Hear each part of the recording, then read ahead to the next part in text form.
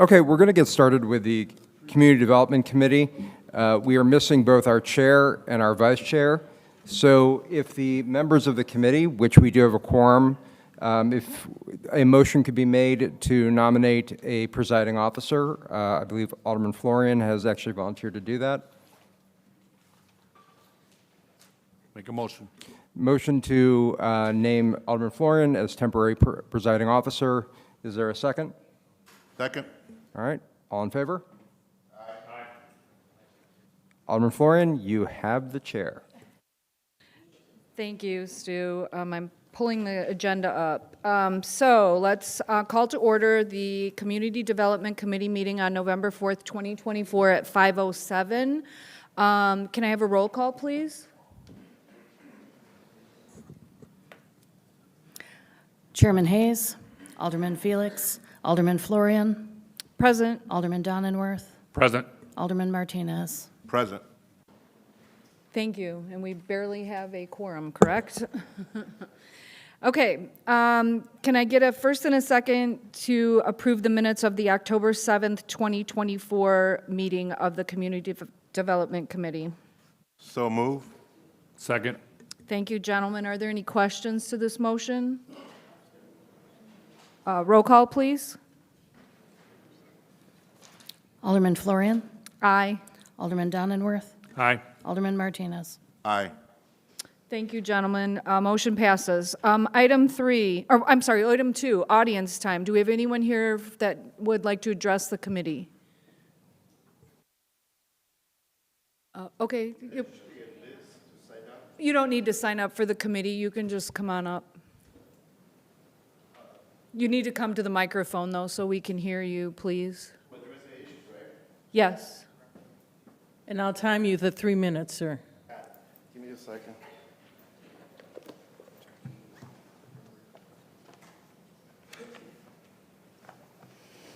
Okay. Go ahead. Okay, good afternoon to everybody. I think I sent an email to the mayor, to the chief of staff, and to the other lady from the first ward. I've been having a lot of issues. It's been 24 years that we've been living in Waukegan. 24 years we've been getting tagged for a lot of citations on business. We have a family member at 907 Belvedere. We have my wife used to own 903 Belvedere. It used to be a business. Because a lot of citations, a lot of tickets were given to us, we ended up closing the business. In 2019, I got issued a citation for handicap. My vehicle had the placard and everything. I came to the city. I fell down in the city on ice. I ended up filing a lawsuit against the city, and subsequently, the city kind of left me. The city kind of left me out completely from the entire thing. Eventually, 2012, we filed a federal lawsuit against the city of Waukegan. The mayor, Mayor Cunningham, who was an alderman back in the day, so we have a long history on issues, on harassment. I got maybe about 15 tickets on my own. I am a military veteran. I'm just gonna be left alone. I'm on my third vehicle right now that has been totaled in front of my house. How about we start focusing in traffic enforcement? How about we start putting speed bumps? How about we start doing something instead? My sidewalks, it's been 3 years that I submitted an order for the city. Nobody has fixed it. The rainstorm is an overflow every time that it rains. Right now I have a vehicle damaged for water, but the city still has not addressed those issues. Yet I'm still getting tickets left and right. So all I want to do, all I'm asking is for you guys to address these issues and do something about it instead of just getting me tickets. That's all I have at this point. Definitely would like to speak with the other woman afterwards. Thank you. Thank you, sir. Is there anyone else that would like to address the committee? Please come forward. Good evening. My name is Todd Johnson. I reside at 831 North Sheridan Road here in Waukegan. I'm attending tonight's council meeting or committee meeting here with great interest as an owner-operator of several short-term rental properties in Waukegan. I just discovered yesterday of the change of the proposed short-term rental ordinance that's up for a vote this evening, and I put together some thoughts on the proposed amendment for your consideration. I've actively been involved in short-term rentals for the last 2 years here in Waukegan. I can say that most of all of our guests come from the nearby Navy base for naval graduations and families coming to see their cadets graduate. Short-term rentals have brought thousands of people into our city who otherwise would not have visited. As part of the reservation process, we do not allow the auto booking feature that Airbnb has. We scrutinize every inquiry to determine the reason for their visit, how long they've been a member of the reservation platform, and how many positive reviews they have. Only after careful review and consideration do we accept a reservation. This makes it a good experience for all, those involved, including our neighbors in our neighborhood. I should say that we live next to and close to all of the Airbnbs that we operate. I'm trying to understand the part of the ordinance that states that a license will not be issued to a property within 1,000 feet of an existing short-term rental. Has there been a problem with short-term rentals here with close proximity? Our short-term rentals are located in the historic district of Waukegan within close proximity to each other. What plans are there to grandfather existing properties and existing good operators? The feedback we've received from all of our neighbors have been overwhelmingly positive. In fact, many have said they're elated that we have invested in the community and maintain our properties to a high standard.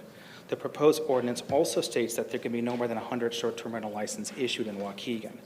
I'm just curious how that number was derived. For a city with a population of close to 90,000 people, it seems like a relatively small number for this type of operation. I'd like to just remind everybody that short-term rentals do bring a lot of people to the neighborhood communities, and we do suggest that they go to the local restaurants, the local liquor stores, the local venues in town, which increases business for everybody.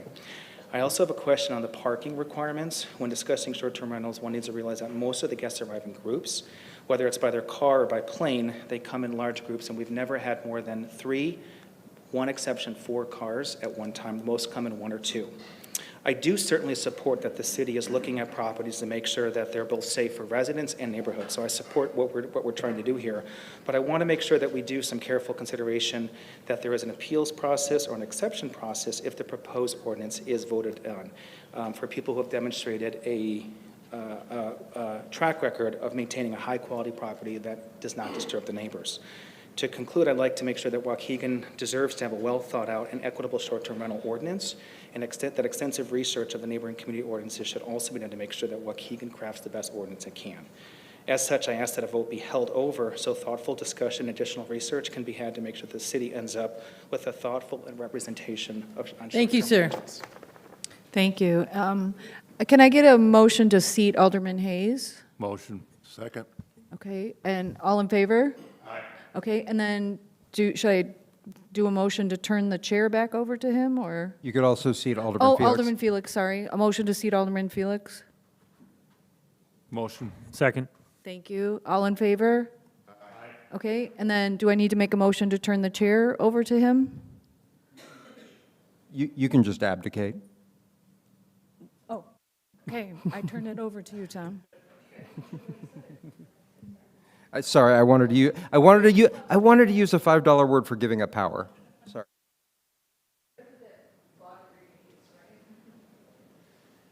Thank you, everyone. My apologies for being late. Thank you for getting the meeting started. Okay, are there any other members of the audience that wish to address the committee tonight about anything that's on the agenda? Sir, step up. Do me a favor, don't touch the microphone, and state your full name for the record. My name is Hugo Rodriguez. Same situation. I've been in Airbnbs for 2.5 years now. I have 5. Currently, I only have 2 active on Airbnb. The rest are midterm rentals. Because of Airbnb, I've been able to invest in my property, keep the standards really high in my neighborhood. I'm able to maintain and just, I care more about my property because these are people that are coming from, outside. They are bringing, as you said, money into the community. 80% or more are naval families, so we're discriminating against them with this policy by limiting X amount of Airbnbs.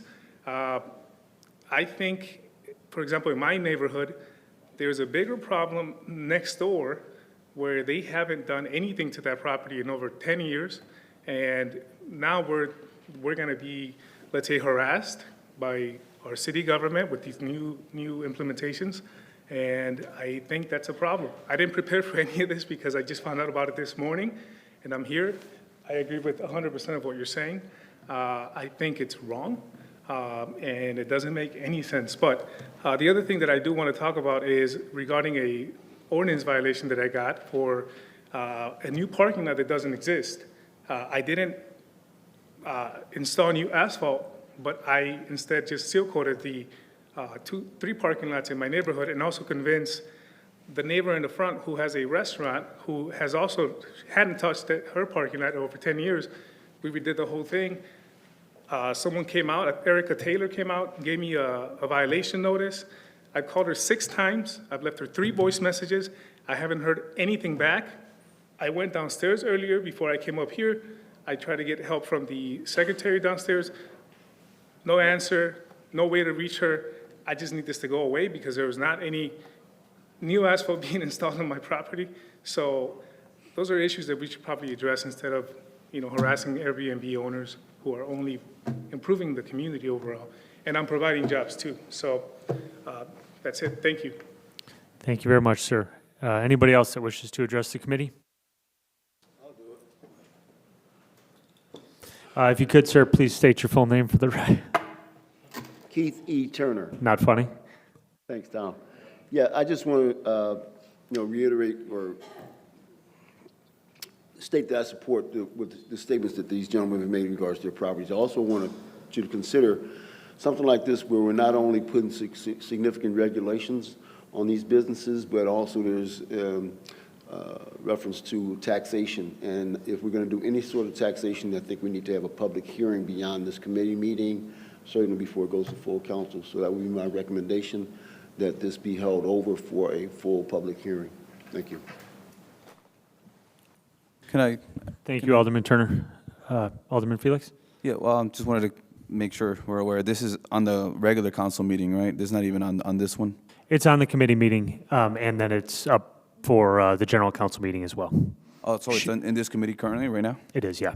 Oh, okay. So, I mean, this is a perfect time to, we can actually amend, or I would like to hold it over. I Well, think there's, I'll tell you what. Here yet. Yeah, once we get there, I think we can. no, just throwing my thoughts out there. I think there's still some issues that we probably should address before we push it to the general. Okay, I think that's fair. Once we get to it, we'll certainly open it up for discussion. Thank you. Any other members of the audience? Okay, thank you. That's it for audience. Moving on to old business. Can I get a first and a second for agenda item 3A? First. Second.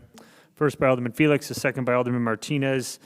Agenda item 3A is an ordinance creating a Class F1 packaged beer, wine, and gasoline sales liquor license for Dran Gas Station LLC located at 2400 Grand Avenue.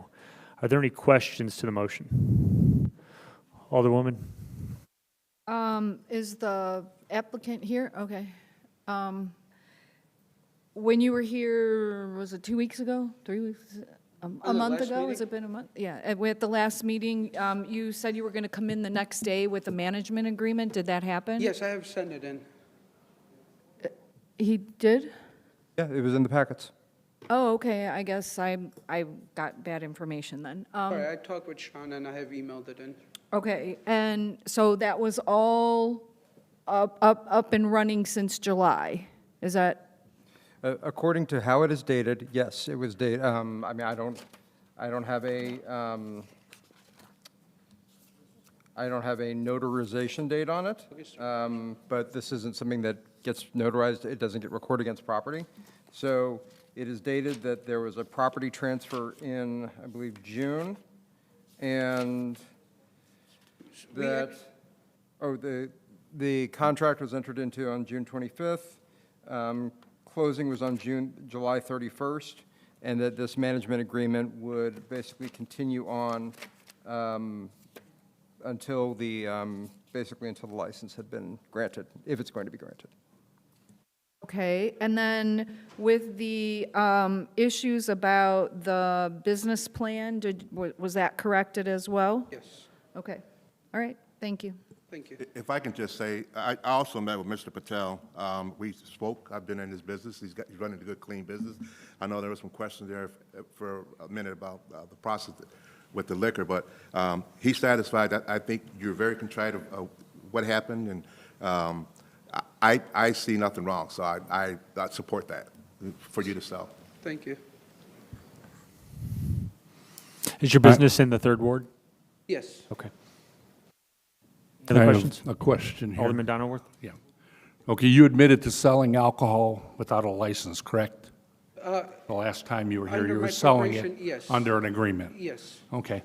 Well, is there going to be a fine on this?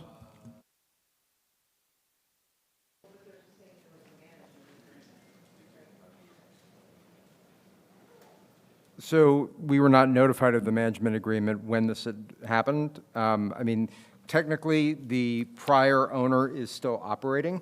We don't have a provision in our code to address this. The prior owner is still legally responsible. So this is a little bit of a gray area. We have allowed this to occur previously, like when a grocery store will change management. I have to say that this is probably more papering than I've seen of other situations like this, so. Okay, because just my question is not against you or anything, but when we had York House Tavern and Table came up and they admitted the previous owner losing the license information, they weren't able to renew their license. The city decided that because of that and because they came in and admitted to doing it, just like he did, I believe they fined him $750, even though, you know, it was, quote, above board or whatever. So basically, what do we have for this? This is different, though, because when they didn't renew their license and they literally were selling without a license, he's saying he has a management agreement that was in effect as soon as he bought the place. Isn't that correct, Stu? Yeah, and I guess my question to Sean was, and Sean, I hate to put you on the spot on this, but did the prior owners have a valid license that, if they had kept ownership, would still be in good standing? Yes, they would. Okay. Good evening, I'm Sean.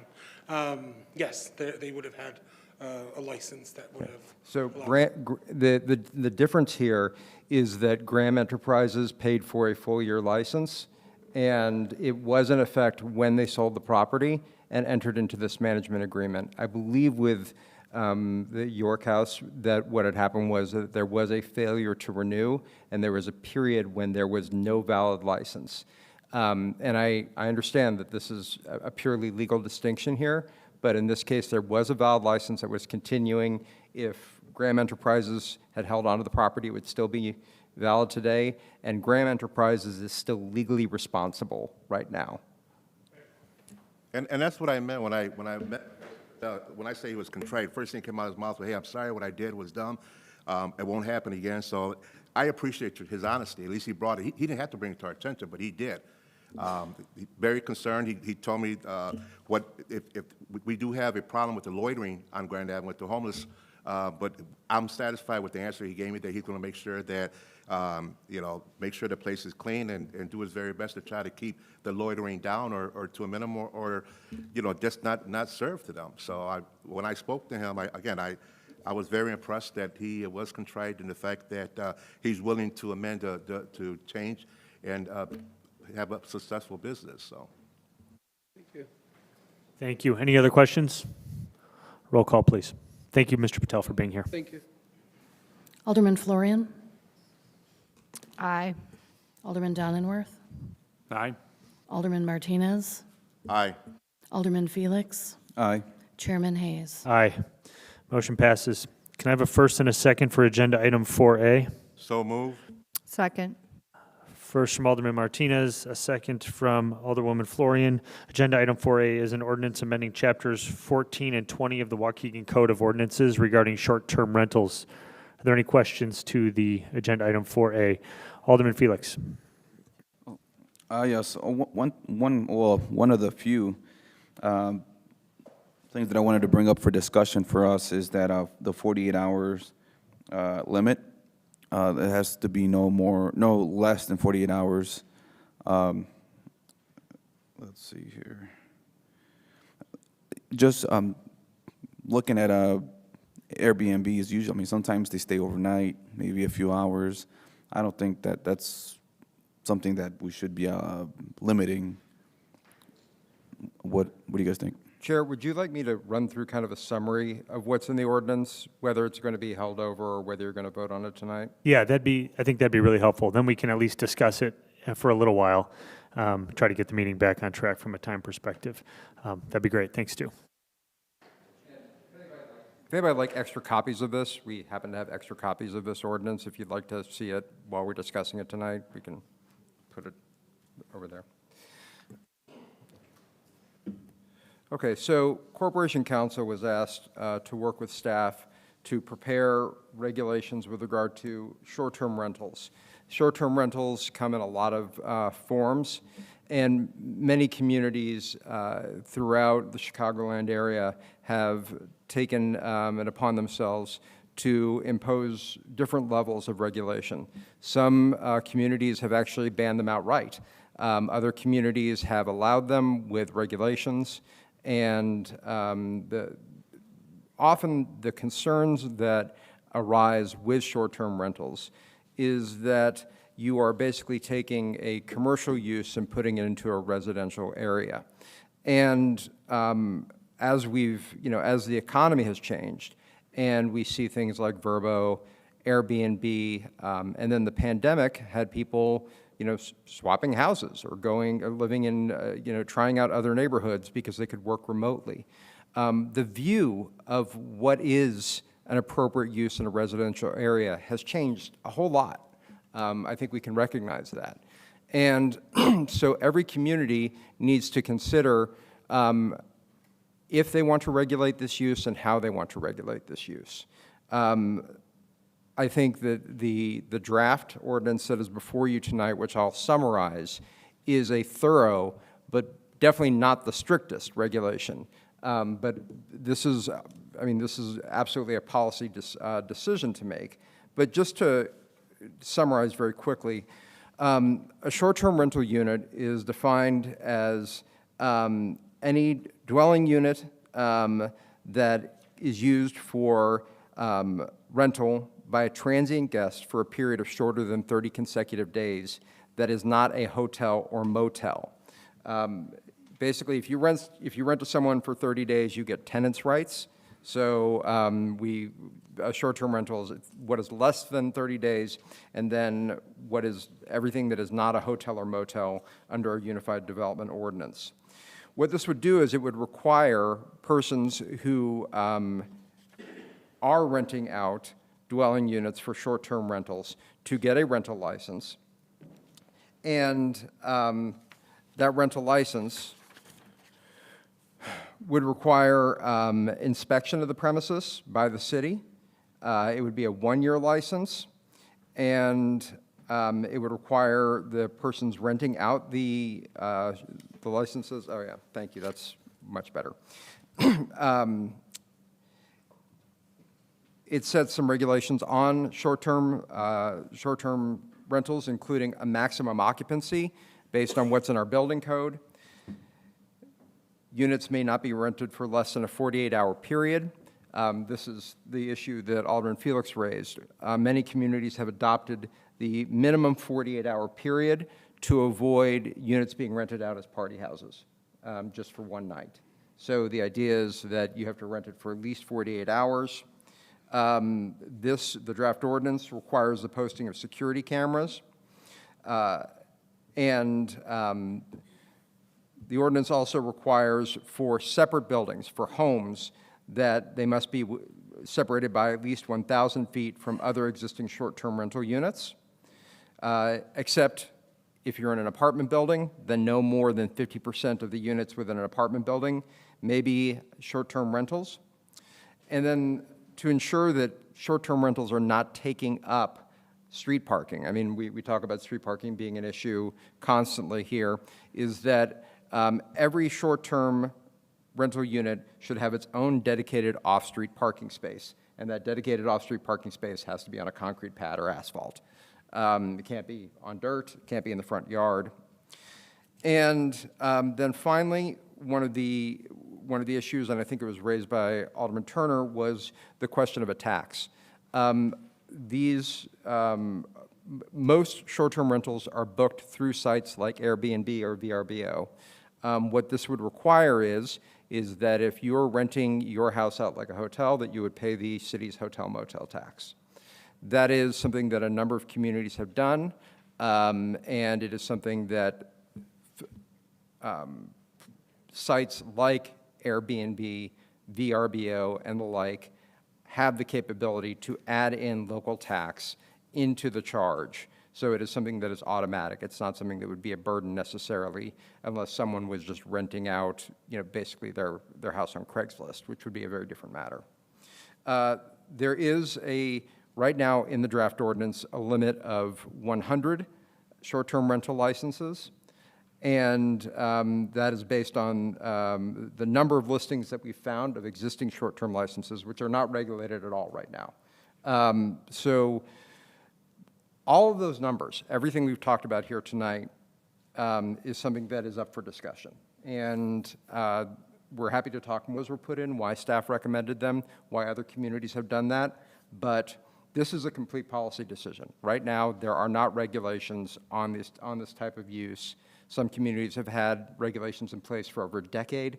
Waukegan is a little bit late to the party, but that's also kind of allowed the market to develop, and you can see how it's being used and if it's a problem as well.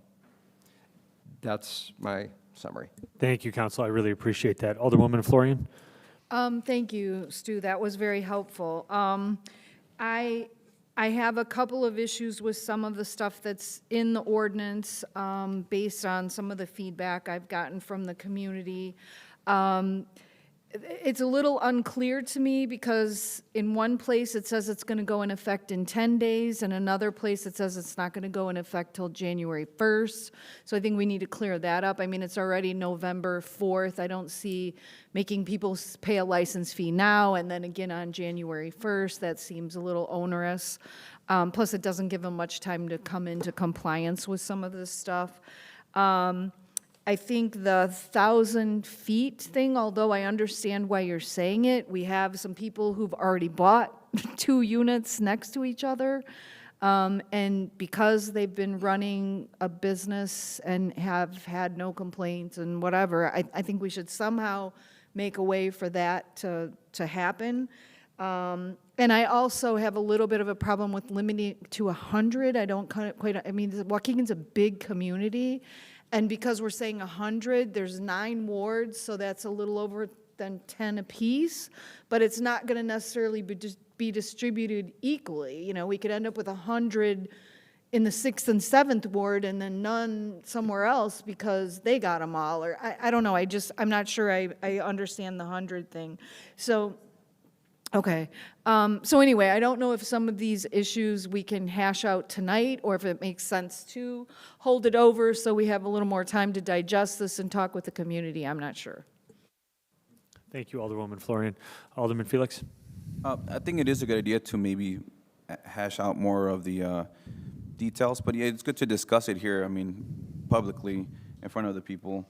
In terms of, I get why we're doing it, because we want to make sure that these buildings are going to be compliant. We still have to make sure that people are able to, be there, and that's why we have the inspection. So I think I get the idea of it. I think it's a good thing.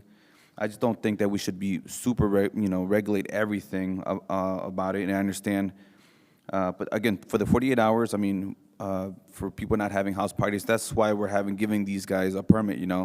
If they are not following through, I think that for the most part, we'll get the complaints, and it'll be subject to removing of their permit to be able to have them as Airbnbs. I think that solves that issue. In terms of the parking, again, you have a lot of Airbnb people coming in from out of town, coming in taxis and whatnot.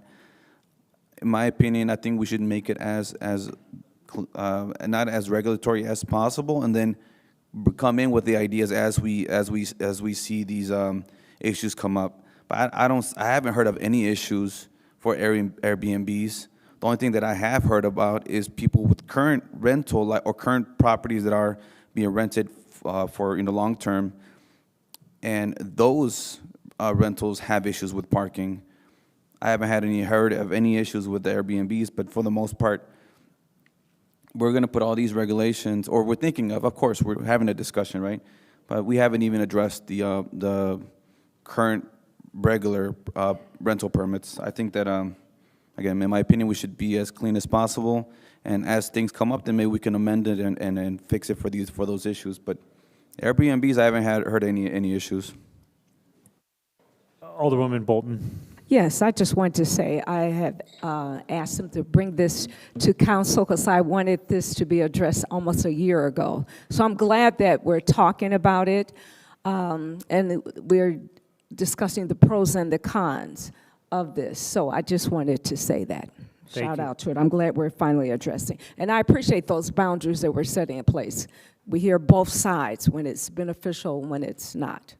Alderwoman Florian. So I'd just like to respond to a little bit of what Alderman Felix said. I think the 48 hours is a great idea because you're going to prevent people who rent a place just to throw a big party and then leave town, leave the area. I think I could be wrong, but I think some of the organizations actually require that now because they've had so many problems with people coming in and throwing a huge party. And so I'm actually in favor of keeping that 48-hour thing. And as the people that have come up and spoke said, most of the people are here for graduation for Great Lakes. They're not going to just be here for one night. They're coming from all over the country. Graduation is a weekend event, so they're going to be here at least 2 nights anyway, 80% of the time, I think you said. So I'm definitely in favor of keeping the 48 hours in. And I think the reason you haven't heard a lot of problems is these have been all underground up until now. We've had no regulations on this stuff. This is the first time we're doing this. So yeah, we haven't gotten a lot of problems because nobody comes to us with it because it's all been happening under the table, so to speak. So now that we're finally setting some regulations, I think this is a good move on our part, and I totally disagree with waiting till there's a problem and then trying to solve it, because that's what we always do up here. That's and not it gets annoying to always wait till there's a problem and then, oh my God, now we got to try to figure it out. I think we set the boundaries and then see what happens. Thank you, Alderwoman Florian. Noel, did you want to address any of the points? Okay. Alderwoman Newsom. Thank you. I wanted to speak on the Airbnb. I do have one on my street. I'm not sure if it lives in the area or not, but one of the issues that I see, well, before it was even brought up, I figured something was because the people that were there moved out, and then I started seeing out-of-state plates parked on the street overnight. And then when they leave, the garbage cans sit on the street, and then they sit on the street all week, and they're never put back up on the property. So if we are to pass this, there should be some regulations where I don't know if the owner of the property lives out of state or if they have someone managing here or whatever they have going on, but there needs to be some attention put on that if you're going to have an Airbnb and you don't live here, there needs to be some management around that property. Thank you, Alderwoman Newsom. Alderwoman Bolton. Oh, I just want to give feedback to Alderman Florian. I've gotten individuals to call me from out of town that have been wanting to open up an Airbnb, but they want to stay for at least a week.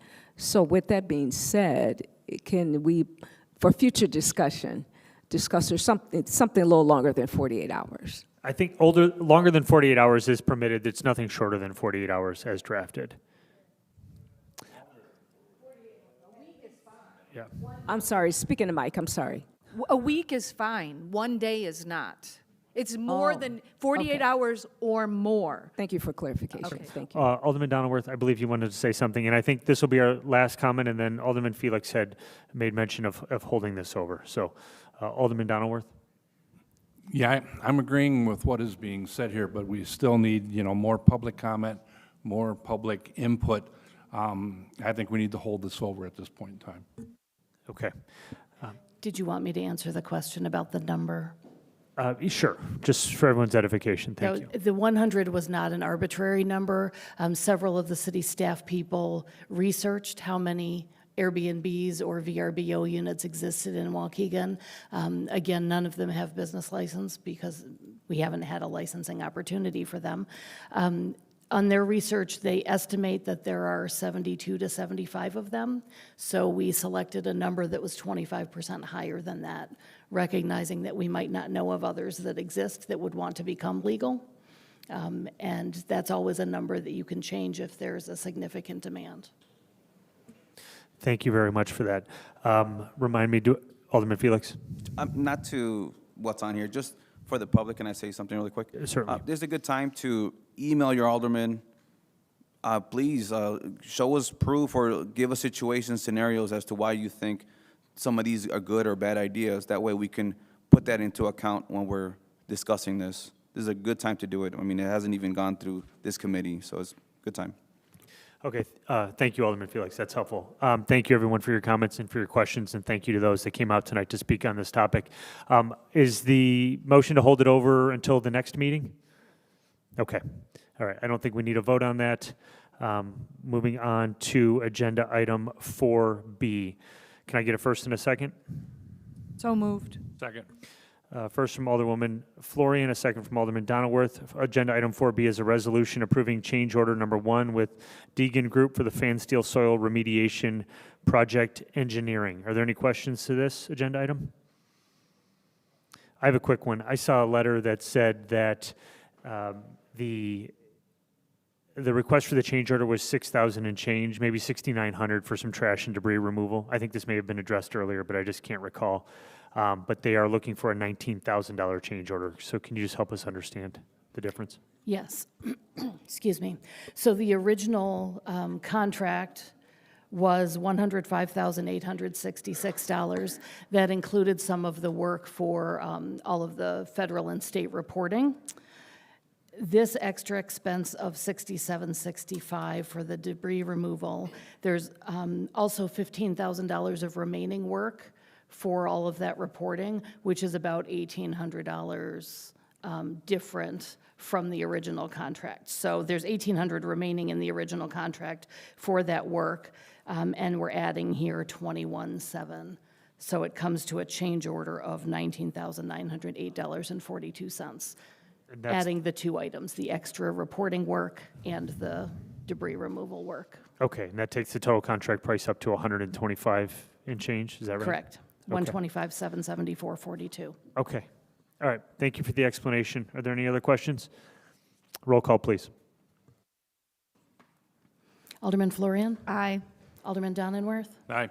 Alderman Martinez? Aye. Alderman Felix? Aye. Chairman Hayes? Aye. Motion passes. Agenda item 4C. Can I have a first and a second? So moved. Second. First from Alderwoman Florian, a second from Alderman Martinez. Agenda item 4C is a resolution approving change order number 3 with Lake County Grading Company, LLC for the Fansteel Soil Remediation Project. Are there any questions? Roll call, please. Alderman Florian? Aye. Alderman Donenworth? Aye. Alderman Martinez? Aye. Alderman Felix? Aye. Chairman Hayes? Aye. Motion passes. Agenda item 4D is a resolution, or can I get a first and a second for 4D? First. First from Alderman Donilworth, second from Alderman Martinez. Thank you. Agenda item 4D is a resolution approving a professional services agreement with Outshaped LLC for the manufacture of a public art installation. Are there any questions? Can you explain this one? Sure. Noel, can you help us? Alderman Felix is asking for an explanation. I myself have a question. Are we voting to approve the design, the location of the installation, or what exactly are we voting on? The contract amount. Okay. All right, so the design, that was just a proposal or a depiction of what could be with the money that we're approving. Is that right? So this is what we asked for. When we submitted for the grant, we requested that the state fund us to do very large letters, 6, 7, 8 foot tall letters, spelling out either the word Waukegan, WKGN, or WAUK. WKGN seemed to be the consensus, and with the price of the work, that fits our budget rather than spelling out the whole word. So we did the RFP, and none of the responses that we got on that RFP addressed what we asked for, letters that spell either the whole word or 4 of the letters. There was one that was for letters, but it was for bronze letters, which also didn't fit what was put out in our RFP package, nor what we applied to the state for state historic preservation approval, which is part of the grant requirement when you're using state grant funds, that the Historic Preservation Agency of the state approves it. So we got the approval from the state, both through the grant and through the Historic Preservation Office, to do these large letters. The ideal site with the best view and to make them the best possible destination, not having to relocate them in the future, is at Grand and Sheridan at Paravonian Park, so that you can have the lake in the background and have it be a really nice setting for people then to use for photos, hashtags, the whole thing, the destination theme. So when we got the responses to the RFP that were not responsive to our request, we then went out and solicited some submittals from some folks who specifically do this. And Outshaped, this company, does exactly that. They do large letters made out of fiberglass that are intended to be outdoors, withstand weather, temperature changes, all of those things. So this proposal meets what we were looking for in our original RFP. Thank you for the explanation. Absolutely. Does this include landscaping in that area, or potentially some sort of like platform or foundation that the letters would be placed on? We'll have to get another contract to do the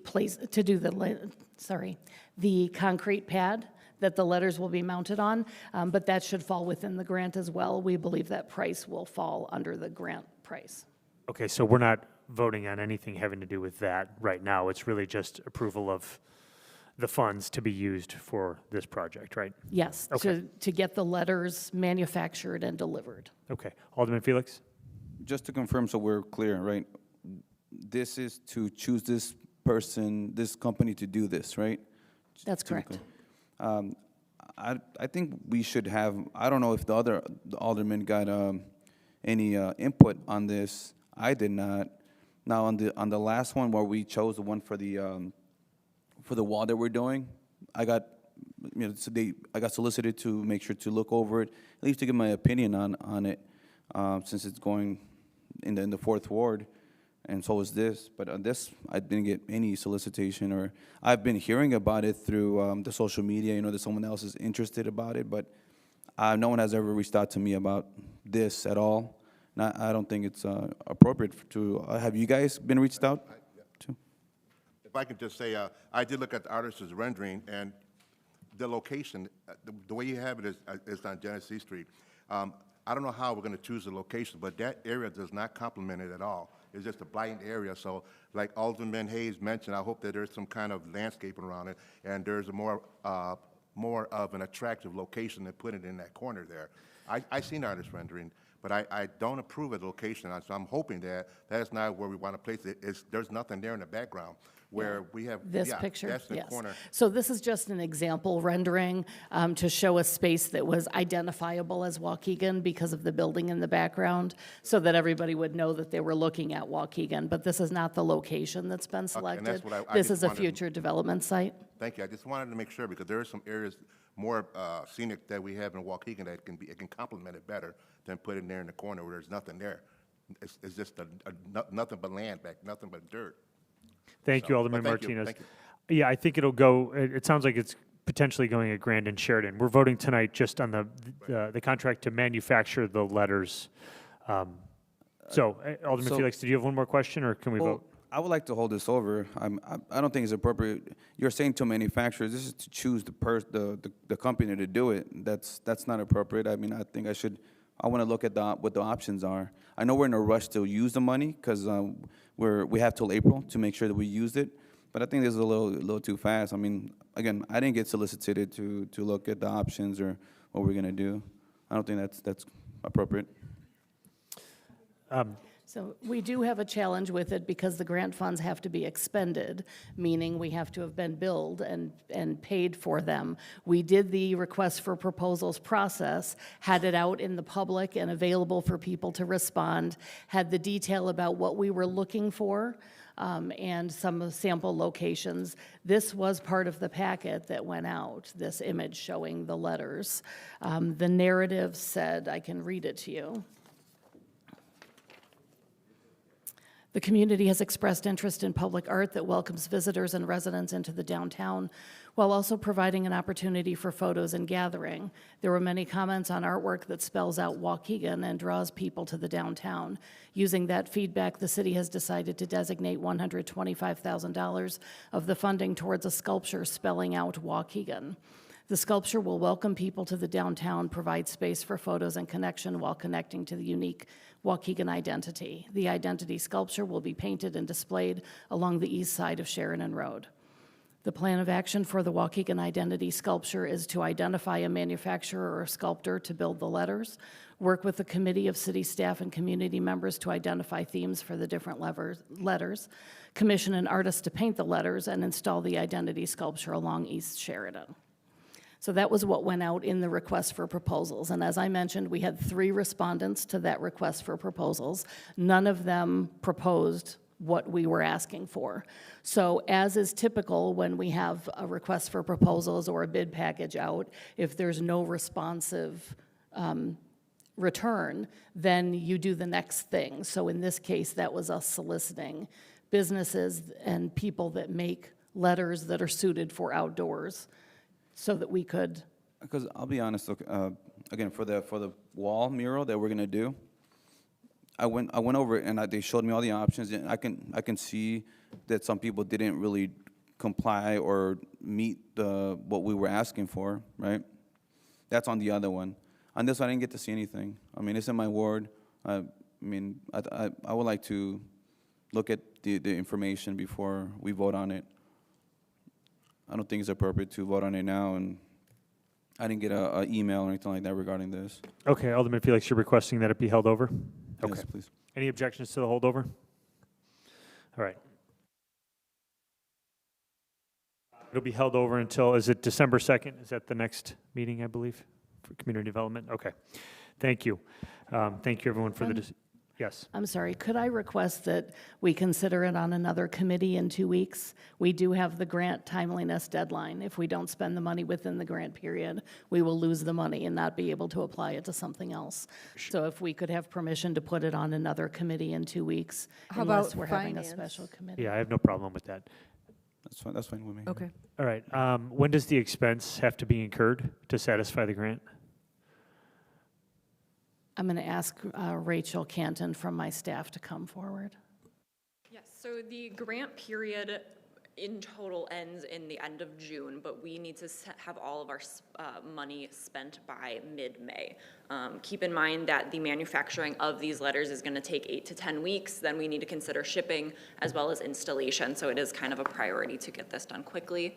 I will note that for selecting these, to answer Alderman Felix's question about some of those quotes that we got, I reached out to 4 companies. This one had the best option, best price, and best material. We reached out to multiple places. Some made them out of foam with a hard coat, some made them out of aluminum. I spoke with Rockford. They have large Rockford letters spelled out in aluminum. They said that they ended up having to rebuild some of them out of a stronger material because of them being, climbed on, things like that. So we kept coming back to fiberglass. So that's why we chose this company. Thank you. That's helpful. I To appreciate it. be clear, I'm not against it. I'm just wanted to make sure I go over everything myself as well. So hopefully we can schedule a meeting. I'm fine with, I have no objection to taking it off community development and expediting it to the next, is finance and purchasing? Okay. Agenda item 4F, 4E. Can I have a first and a second? First. Second. Was it Alderman Martinez? Is that your first? Alderman Felix and Alderman Donaldworth.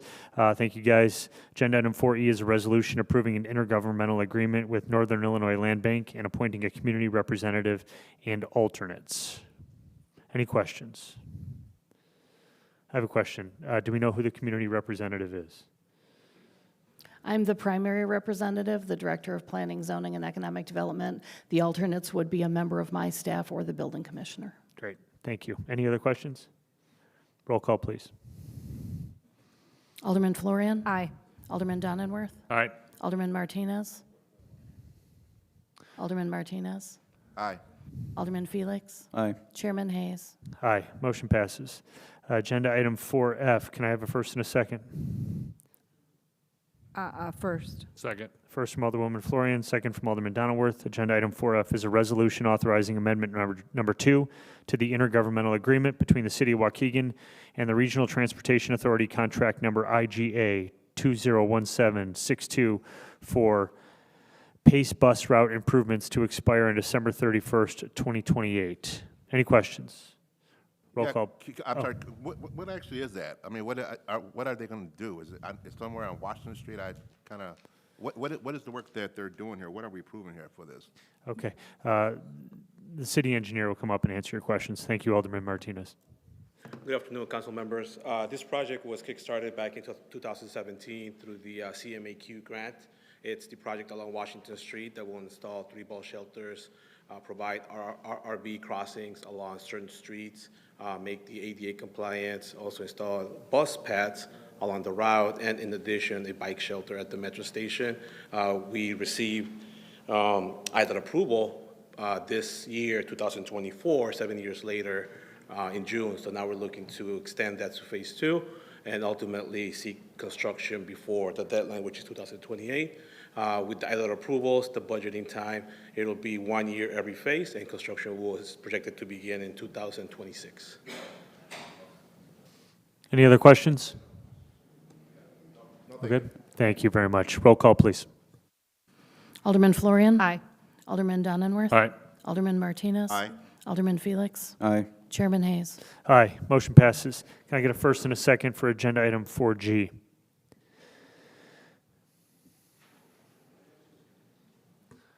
Looking for a first and a second.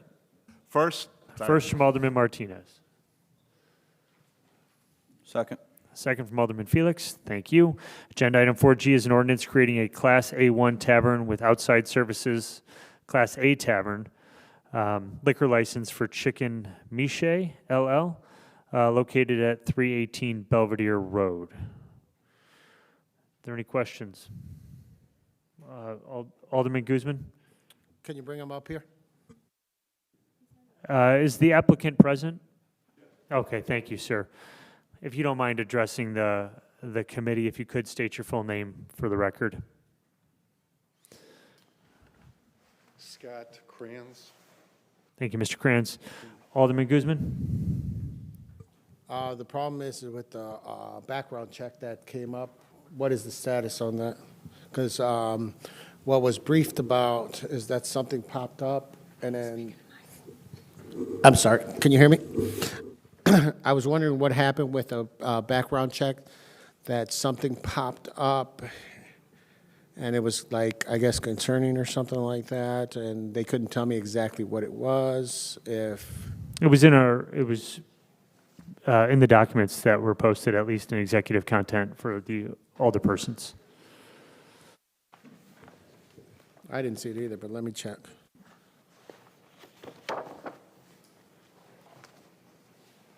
Are there any other questions while Alderman Guzman is looking at the records? Alderwoman Florian, did you have one? Okay.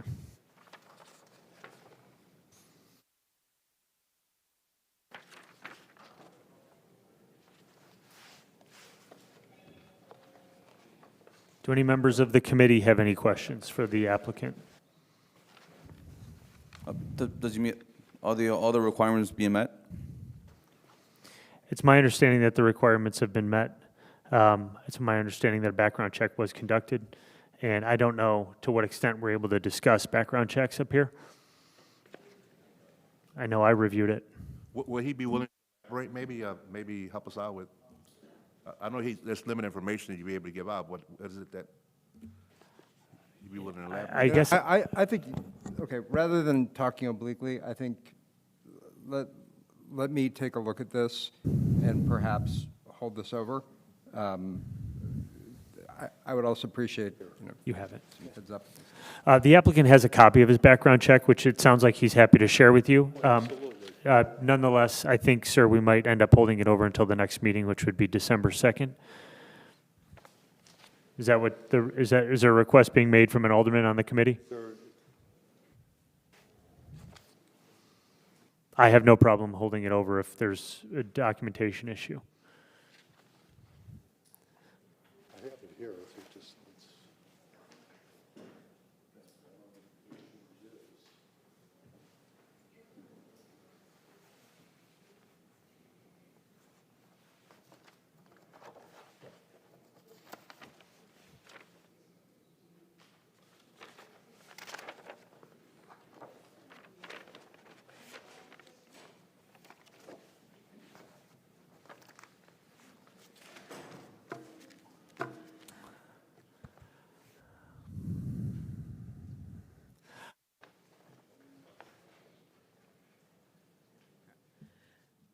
Can I ask, have you already purchased this business?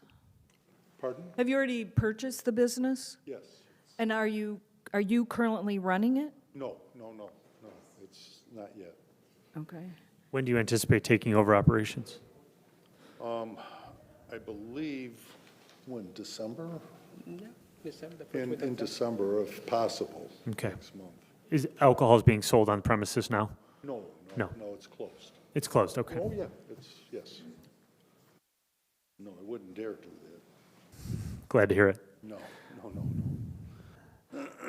We're gonna allot for about another minute. Alderman Guzman, do you have a question for the applicant? Never mind, it could be moved forward. Thank you. Roll call, please. Alderman Florian? No. Alderman Donenworth? Aye. I'm sorry, sir. Was that a no? Oh, aye, I'm sorry. Alderman Martinez? Aye. Alderman Felix? Aye. Chairman Hayes? I'm a no as well. Thank you. Motion passes. Thank you. Of course, and thank you for having your documents with you. You got my documents? Yes, I'll have someone bring them back out to you. Give us just a minute. Okay, thank you. Agenda item 4H. Can I get a first and a second? First. First from Alderman Donenworth. Second? Second from Alderman Martinez. Agenda item 4H is an ordinance creating a Class C retail package sales liquor license for Diego's Mini Mart located at 1102 West Greenwood Avenue.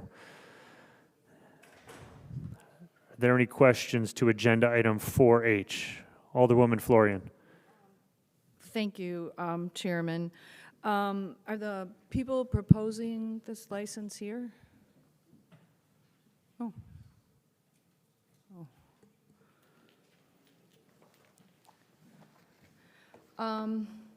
So, you guys are super close to YCC. Do you know what that is? Yes, it's the youth center. Right. And then also Nakasa is in the same neighborhood, which is a place that treats people that have alcohol disease, I'll just say, alcoholism and other alcohol-related issues. I just have a little problem with it being so close, and there's also a mini mart just 4 blocks down. So I'm just curious how you feel about being so close to those two organizations. Sure, I mean, we do have, we have policies in place to make sure we're not giving any alcohol or offering any beverages to any minors, and we're going to make sure we operate, under those standards. And, ever since we opened up the Mini Mart, our motto is, we want to offer what the community is demanding, and ever since we opened up, we have been asking the people in the community there what they want us to bring. And a lot of the people that also live around that area are folks that are like retired folks, or also people who don't drive, and they really want us to be there. And along with many other items, alcohol has also been something that they have been demanding, that they wanted people in that vicinity there. And we do have policies in place to make sure that we are not offering any type of liquor to any minors. And if a minor wants to get liquor, they don't have to come to our mini mart. They can go anywhere. But, Well, not really anywhere, but. well, I mean, like, you can make sure that at least under the rules that we're operating, that it'll be a mini mart that we're not going to be offering. And so do you currently own this? Correct. And you don't sell alcohol now? No. Did you open it from scratch, or was it an ongoing operation? It was an ongoing operation. The previous owner kind of let the store go, and then we purchased it from them. But they weren't also not selling alcohol there. They didn't sell alcohol before? Okay, thank you. Yep. We need to move things along. Is there anybody on the committee that has a question? Okay, Alderman Guzman, quickly, if you don't mind. I just want to make sure that these places that are getting liquor license for these stores that are not turning into liquor stores, that it's only going to be a small percentage and not the actual larger than, I would say, 20%. So a few refrigerators or something like that, just to enhance your business, that you are still going to be fully mini mart, because this license doesn't make you a liquor license. Yep, 100%. And that's something that also we want to make sure. We want to make sure that we're mostly offering like food items for the people around, and like all types of like beverages that are non-alcoholic, and then also just a small portion of our store will also offer, other liquor. Thank you. Yep. Alderwoman Bolton, did you have a question? Oh, I just wanted to piggyback off of what Alderman Florin was stating. I've worked for NACASA, and I support those in recovery. And I was just wanting you to explain, how do you execute the policies that you have in place that avoid supporting those that struggle with addiction? How do I support those policies? How is it executed? Case in point, example. Yeah, so for us, like thankfully our POS system has its own, whenever a category that every alcohol item that is selected to be alcohol, it automatically prompts us a screen to ID that individual. And what we also want to do is also purchase an additional system where we can scan the IDs, so it can also verify if it's a real ID. So we do want to make sure that we are not for sure offering any. Thank you so much for elaborating. Yeah, for sure. Are there any other questions? I know for myself, while I applaud the effort to expand your business, I am not crazy about having an establishment selling alcohol that close to Youth Conservation Corps, which I think is a terrific Waukegan resource.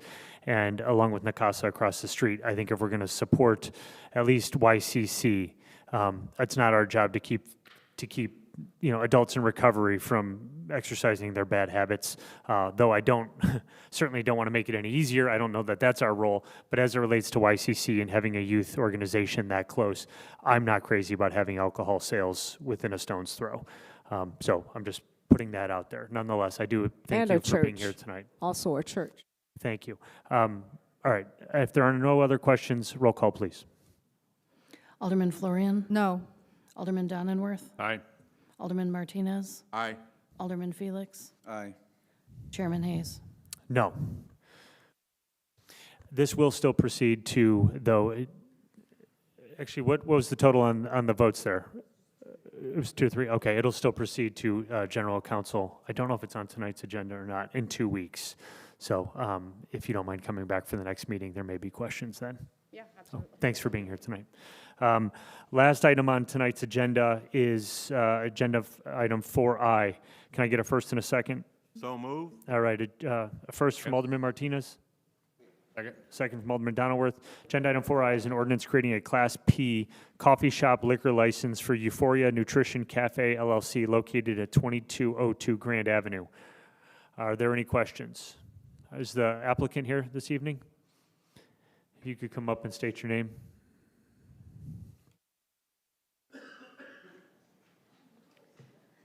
Good evening, everyone. My name is Galea. And my name, Maribel Mendoza. Thank you for being here. Alderwoman Florian?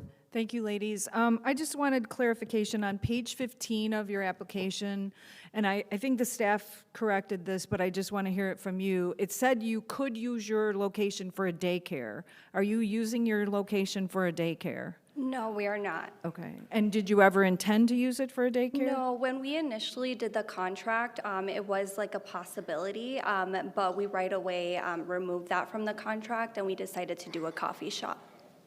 Well, it appeared on our copies of your application, so I just wanted to make sure we weren't giving a liquor license to someone Right. operating a daycare. No.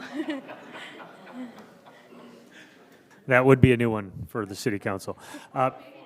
Yeah, can you help us understand, are you planning to have an open bar within the coffee shop, or what's the purpose of the liquor license other than to serve alcohol? So as of right now, we are a coffee shop that offers a variety of like healthy options to our community. But we would like to go ahead and start doing jazz in the evenings with like wine or cocktails for our customers.